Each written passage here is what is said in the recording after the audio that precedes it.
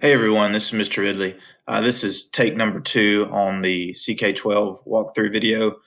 Just as a interesting example of how we're all learning to do this stuff together, using Screencastify to do this tutorial video, you have the option of choosing to share your window or your entire PC.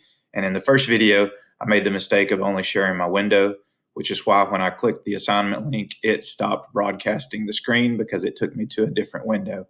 So we all learn as we go here. All right, the point of this video is to show you how to use the CK12 lessons that are being posted. So this is a test classroom that I set up so that I could see it from the student version. I'm going to click that classroom, and you'll see that there is an assignment link shared here in the middle of the screen. This is what it would look like on the student end.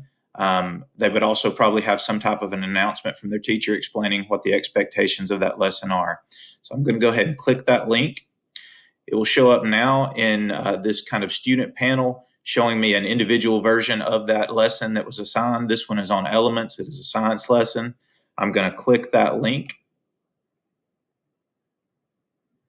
and it will ask me to choose a Google account to use on CK12. We would prefer the kids to use their WCSGA.net accounts. Those are the ones we use at school and the ones they're accustomed to using. I'm actually going to use my personal Gmail this time, though, because if I select my teacher account, then I will see the teacher version of CK12. So I'm going to choose the personal Gmail. All right, now we see the student version of what CK12 looks like. Now, the most important part of this page, the part that we've been struggling with, or some people have been struggling with, is this Turnitin link right here. This is the option that students will select when they are finished with their work to receive a grade. If they don't pick this turn in, we won't see it as a graded assignment. There is a turn in option on Google Classroom that the kids are used to using. It does not grade the assignment. It has no connection to CK12. So again, students must pick this turn in option here at the top in yellow. All right, what we would like to see them do on a CK12 lesson is to scroll through the content, read it, close reading, careful reading. If there are videos, follow the video links. There are some of these lessons that also include games that can be played. Play the games, take your time with it. As you finish the lesson at the bottom, each lesson has a set of summary points. They should read through those, make sure they understand the main ideas of the lesson. And then there's a set of review questions, which could be done as paper and pencil questions assigned by the teacher. But for the most part, what we want the kids to focus on is these practice questions, which are down here on the bottom right as a link. Now, because I've already accessed this lesson in the previous video, which didn't turn out too well, it shows as would I like to keep practicing.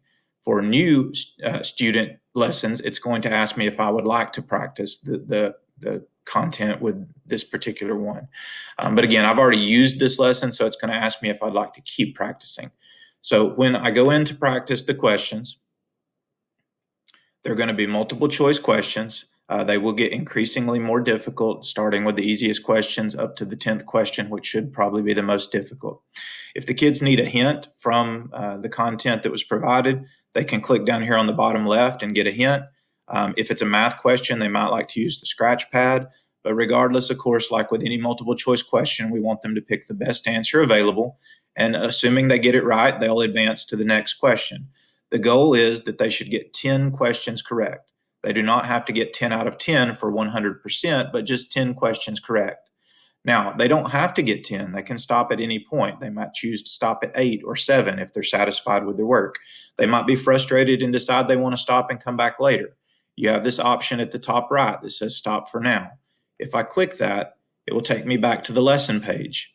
Now, it'll show me a review of what I've done so far here on the right, which as of this moment would not be a good score because I've answered no questions correct, so I can expect a 0. But for whatever strange reason, I'm going to say I'm satisfied with my 0. So I'm going to go back to this turn in link. I'm saying I'm finished with the lesson. If I click it, it's going to ask me, are you sure you're finished with this lesson at 0%? And despite better judgment, I'm going to say yes, and I'm going to